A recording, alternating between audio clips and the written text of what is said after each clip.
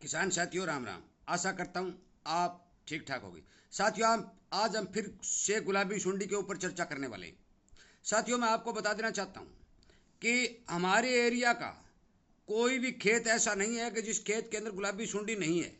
हर खेत के अंदर गुलाबी सुंडी है, चाहे नरमा छोटा हो चाहे बड़ा हो। यह बात आप ठोक बजा के सुन ले। साथियों काम करना आपका, बताना और सचेत करना हमारा धर्म है। आपका खेत है, आप करें, हम काम करें या न करें, स्प्रे करें या न करें, वो आपकी मर्जी है। परंतु मैं आपको एक बात बता देना चाहता हूँ कि अब की बार यदि आप गफलत करेंगे, यदि आप सावधानी नहीं बरतेंगे तो 101% नरमा की फसल चौपट हो जाएगी। ये मान के चलो यदि एक किसान गलती करेगा, गफलत करेगा, तो वो काफ़ी किसानों को ले बैठेगा। मेरी बात खारी जरूर है, आप ये बात गांठ बांध लें कि यदि एक किसान ही इसके बारे में सचेत नहीं होगा और इसका लगातार फैलना जारी रहेगा तो वो काफ़ी किसानों को ले बैठेगा। क्योंकि इसकी रेंज लगभग लगभग 2 किलोमीटर तक होती है। कोई भी खेत अब वंचित नहीं है। जिस किसान भाई ने फोरमैन ट्रैप लगा रखे, उन किसान भाइयों को इस बात का पता चल चुका है कि उनके ट्रैपों के अंदर कहीं पर एक, कहीं पर दो, कहीं पर पाँच, कहीं पर 10, कहीं पर 20 फिड़कलियां आनी शुरू हो गई हैं। ये काले काले रंग, काले और भूरे रंग की चितकबरी फिड़कली जो है, ये हर खेत में पाई जा रही है। साथियों मैं आपको इसकी एक जगह और बताने जा रहा हूँ। जिस नरमा के खेत के साथ में ज्वार का खेत है, ज्वार ने हाइट ले रखी है, उस ज्वार के अंदर भी ये फिड़कलियाँ काफ़ी देखने को मिली हैं। क्योंकि इस फिड़कली को अंधेरा बहुत ही पसंद है। ये जो ही धूप निकलती है, जो ही ये अंधेरे में जाके घुस जाती है, और जो ही धूप तो डाउन होती है तो ये नरमा के ऊपर अटैक करती है, अपने अंडे देती है। हर खेत में इस फिड़कली ने अंडे दे रखे हैं। सिर्फ फर्क इतना है कि इसका प्रकोप अभी तक नहीं बढ़ा है। अभी तक प्रकोप कम होने के कारण आप इसे कंट्रोल कर सकते हैं। साथियों मैं इसे कंट्रोल करने की हर एक दवा जो आपको इस चैनल के माध्यम से बता रहा हूँ, सचेत कर रहा हूँ, आप कृपया करके विश्वास करें और अपने खेत में वो काम करें ताकि आपकी गुलाबी सुंडी कंट्रोल हो सके। मैं 100% की गारंटी नहीं लेता, परंतु कंट्रोल की गारंटी लेता हूँ। कंट्रोल होगी होगी। इसलिए आप सभी किसान साथियों से मैं विनय निवेदन करता हूं कि इस तरह के जो वीडियो गुलाबी सुंडी रोग, बीमारी और भाव आदि के मैं बना रहा हूं, उसे ज़्यादा से ज़्यादा लोगों तक शेयर करें। क्योंकि मैंने गुलाबी सुंडी को कंट्रोल करने के लिए 2, 3, 4 वीडियो पहले बना दिए, उनको बार बार अपलोड भी कर दिया, परंतु फिर भी किसानों को अब तक ये पता नहीं चला है कि इस गुलाबी सुंडी के लिए प्रभावी दवा कौन सी है। और वो क्यों पता नहीं चला है? क्योंकि किसी ने उसको शेयर ही नहीं किया, खुद ने सुन लिया और आगे चल गया भी क्या क्या शेयर करना है। साथियों ये नहीं चलता। किसान किसान के लिए काम करना ही फायदेमंद रहता है। यदि किसान किसान को सचेत नहीं करेगा तो उसका फायदा क्या होगा। इसलिए हम सभी किसान भाई युद्ध स्तर पर यदि कार्य करेंगे तो आप मान के चलो कि इस गुलाबी सुंडी को काबू में कर सकेंगे। इसलिए ये जानकारी आप दोबारा गौर से सुन लें। मैं दोबारा आपको फिर बताने जा रहा हूँ, इस वीडियो को शेयर करें। यदि इसी तरह की जानकारी आपको मिलती रहे, इस बात के इच्छुक है, तो आप इस चैनल के साथ जुड़िए, सब्सक्राइब करिए ताकि आपको समय रहते वीडियो मिल सके।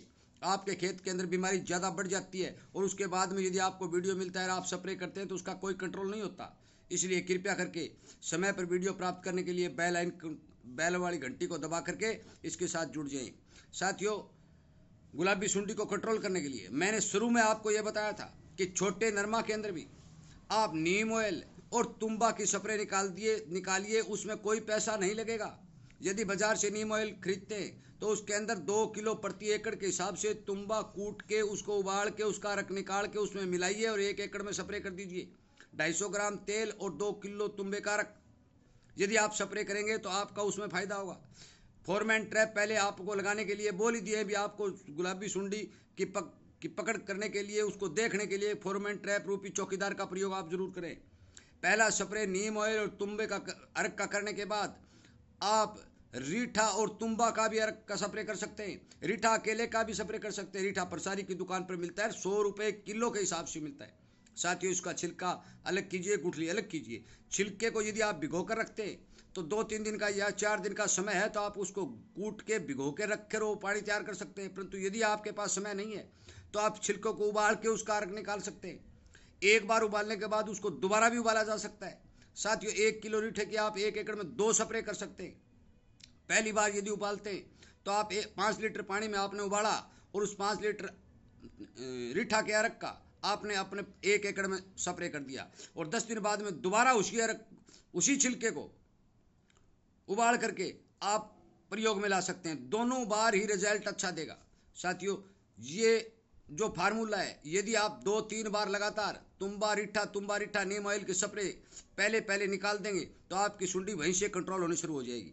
साथियों, जो रासायनिक दवाएं, मैं आपको साफ बता देना चाहता हूँ भी कोई भी दवाई गुलाबी सुंडी को नहीं मारती है और नहीं मारेगी, चाहे कोई कुछ भी कहे, चाहे कितने भी प्रचार करने। मैंने देखा है कुछ किसान भाइयों के साथ में मिलकर दवाई बेचने वाले एजेंट खेतों में जाकर फोटो खिंचवा रहे हैं। साथियों, भ्रमित मत हो जाना, क्योंकि इन दवाओं से कतई गुलाबी सुंडी नहीं मरेगी। परंतु हाँ, एक बात मानता हूँ, इमामेक्टिन बेंजोएट जो प्रोक्लेम के नाम से आती है, वो गुलाबी सुंडी के अंडे को जरूर प्रभावित करती है, अंडे को जरूर मारती है, परंतु गुलाबी सुंडी को वो नहीं मारती है। परंतु रीठा और तुम्बा के अर्क का यदि स्प्रे हम करते हैं तो आप मान के चलो कि बैंगन के अंदर जो घुसियों का कीड़ा होता है उसको भी ये मार देता है। मैं आपको विश्वास दिलाता हूँ कि यदि आप इन दोनों के मिश्रण का बार बार स्प्रे करेंगे, साथ में, मैं नहीं कहता भी मत करो, परंतु साथ में रासायनिक दवा का भी यदि आप स्प्रे निकालते हो तो बढ़िया बात है, निकालते रहो, इसका कोई साइड इफेक्ट नहीं है। इमामेक्टिन बेंजोएट जो प्रोक्लम के नाम से आती है, डेलिकेट भी आती है, इसके अंदर भुजिया एक तारा मिलाइए और स्प्रे कर दीजिए। डोज रासायनिक दवाई हर किसान जानता है कि कितनी होती है, परंतु जैविक की नहीं जानता। वो जो मैं बता रहा हूँ आपको, भी दोबारा फिर बता रहा हूँ, 1 किलो रीठा का छिलका, गुठली अलग करके छिलका 1 किलो रीठा 100 लीटर पानी के अंदर आप अपने खेत के अंदर 1 एकड़ के अंदर डालिए। आप मान के चलिए जो बड़ा होता है तो रीठे की मात्रा बढ़ा दीजिए, परंतु बहुत से किसान भाई ढोल से स्प्रे करते हैं। साथियों, ढोल से स्प्रे करोगे तो आप मान के चलो कि आपको रीठा की मात्रा बढ़ानी पड़ेगी, क्योंकि ढोल से डाला गया पानी बहुत सारा जमीन पर आ जाता है, पत्ते पर बहुत कम रुकता है। इसलिए कृपया करके इस बात का ध्यान दें कि या तो आप डोज बढ़ाएं या फिर टंकी, हाथ वाली टंकी स्प्रे करें, ताकि जो पानी आप पौधे के ऊपर डाल रहे हैं वो पौधे के ऊपर रुका रहे और अपना असर ठीक से दिखाए।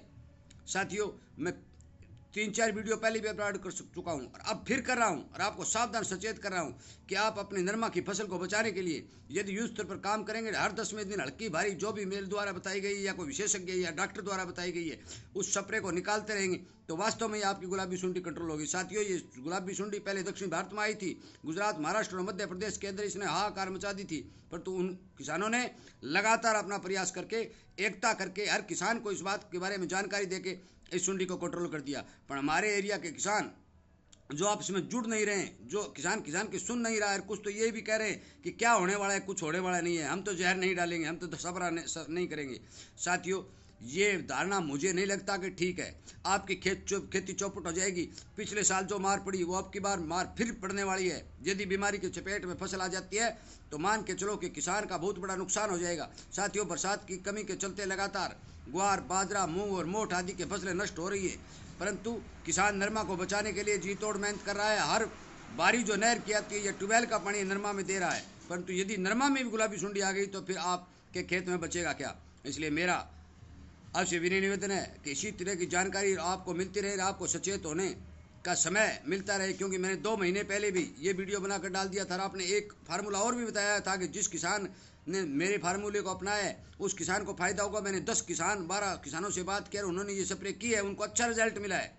मैंने ये भी कहा भी आप अपने घर में पुरानी छाछ इकट्ठी कीजिए। काफ़ी किसानों ने पुरानी छाछ इकट्ठी की है, 3-3, 4-4 महीने उस छाछ को हो चुके हैं। वो छाछ भी कारगर है, काम कर रही है और गुलाबी सुंडी को रोकने में मदद कर रही है। साथियों, इस सुंडी को रोकने के लिए युद्ध स्तर पर कार्य किया जाए, तभी जाके हमें सफलता मिल सकेगी। साथियों, मेरा आपसे विनय निवेदन है कि आप इस वीडियो को तो कम से कम ज़्यादा से ज़्यादा किसानों तक शेयर करें और रीठा, तुम्बा, नीम ऑयल, प्रोक्लेम और इकतारा आदि के स्प्रे के बारे में उन्हें जागरूक करें। और वो कम खर्चे वाली, ये सभी कम खर्चे वाली हैं, कम खर्चे के अंदर अपने खेत के अंदर काम करके गुलाबी सुंडी को कंट्रोल करें। साथियों, मैं सच्चाई जो खारी होती है, हो सकता है आपको पसंद आए या न आए, मैं इस बात के बारे में कुछ नहीं कह सकता, परंतु मैं आपसे विनय निवेदन करता हूँ, प्रार्थना करता हूँ कि आप कृपया करके अपने खेत को ध्यान दें। अब कोई भी खेत बिना गुलाबी सुंडी के नहीं बचाए। इसे कंट्रोल करने के लिए युद्ध स्तर पर काम करें, अपने दोस्तों और भाइयों, हर किसान को जागृत करें और सचेत करें ताकि वो अपने फसल को बचा सके। साथियों, वीडियो सुनने के लिए, लाइक करने